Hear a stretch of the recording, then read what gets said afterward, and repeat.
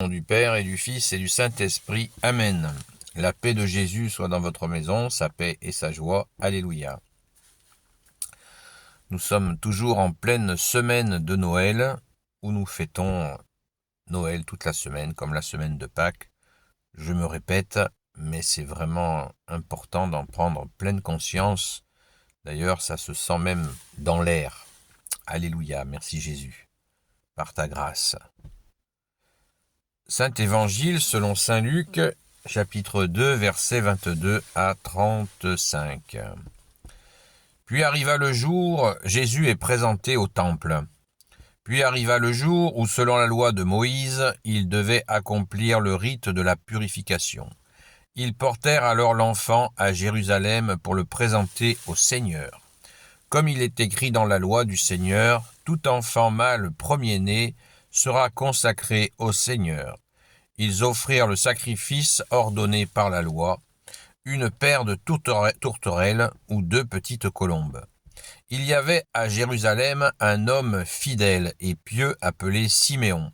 Cet homme attendait le jour où Dieu aurait pitié d'Israël, et l'Esprit Saint était sur lui. Il avait été averti par l'Esprit Saint qu'il ne mourrait pas avant d'avoir vu le Messie du Seigneur. Ce fut l'Esprit encore qui le fit venir au temple au moment où les parents amenaient l'enfant Jésus, pour accomplir le rite de la loi qui le concernait. Siméon le prit dans ses bras et bénit Dieu par ces paroles. Laisse maintenant ton serviteur mourir en paix, Seigneur, comme tu l'as dit, parce que mes yeux ont vu ton Sauveur. Tu l'as préparé, tu l'offres à tous les peuples. La lumière qui sera révélée aux nations et gloire de ton peuple Israël. Son père et sa mère étaient émerveillés de ce qui était dit de l'enfant.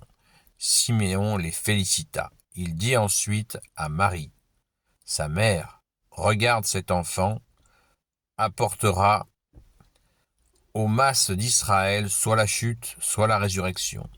Il sera un signe de division, et toi-même, une épée te transpercera l'âme. C'est ainsi que sera mis à nu le secret de tous les cœurs. » Alléluia. Merci Jésus pour ta parole. Eh bien, nous avons du travail. Parce que, vous voyez,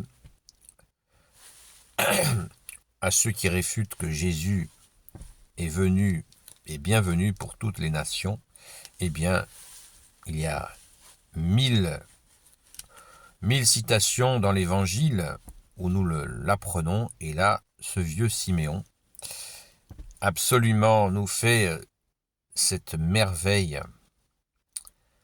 Verset 32, « Lumière qui sera révélée aux nations et gloire de ton peuple Israël. » Donc Jésus est la lumière. Et au verset 31, déjà dès le verset 31, « Tu l'as préparé, tu l'offres à tous les peuples. » Mes yeux ont vu le Sauveur, dit-il. Et cet homme pieux et sage attendait tranquillement le jour où il rencontrerait le Sauveur. Jésus veut dire Dieu sauve. Dans le rite de l'époque, l'enfant le premier-né était présenté à Dieu, était consacré à Dieu, et la mère devait aller se purifier dans le rite de la loi de l'époque, juive de l'époque, puisque la maman ayant perdu du sang, elle était considérée comme impure, donc elle devait être présentée, elle aussi, faire un rituel de purification. On va réécouter ce vieux Siméon qui est vraiment nous apporte la joie. Merci Jésus, par ta grâce. Laisse maintenant ton serviteur mourir en paix, Seigneur, comme tu l'as dit, parce que mes yeux ont vu ton Sauveur. Tu l'as préparé, tu l'offres à tous les peuples. Lumière qui sera révélée aux nations et gloire de ton peuple Israël. Et un aspect immédiatement qui nous touche, parce qu'on s'interroge, puisque Siméon s'adresse à la Sainte Vierge et il dit « Regarde cet enfant. Regarde, cet enfant apportera aux masses d'Israël soit la chute, soit la résurrection. Il sera un signe de division. » Vous voyez, on y vient encore. On en a parlé il n'y a pas longtemps. Un signe de division. Soit il apportera la chute, soit la résurrection. Ben, la chute, c'est quand on est dans l'orgueil. Et Jésus est, rappelez-vous, la pierre d'angle. Jésus est la pierre d'angle. Donc, celui qui se confronte à la pierre d'angle, eh bien, il sera écrasé par elle. Rappelons-nous que la pierre d'angle est quand les maçons font une voûte comme ça, ils construisent les voûtes avec des coffrages en bois pour que tout tienne. Donc ils montent les pierres, hop, et au centre, ils mettent une pierre de taille magnifique. Clac! Quand ils l'ont mise, ils peuvent enlever tous les coffrages, la voûte tient. On en voit partout dans les églises. Et du coup, Jésus s'est comparé à cette pierre d'angle, c'est-à-dire que Jésus tient tout l'édifice. Jésus peut tout et porte tout. Il tient tout l'édifice. Donc celui qui refuse, celui qui tient l'édifice, eh bien, tout s'écroule sur lui. Voilà. Donc ce brave Siméon met les pendules à l'heure très rapidement, puisque là on est quand même très peu de temps après la naissance de Jésus. Donc c'est absolument extraordinaire d'en prendre la mesure.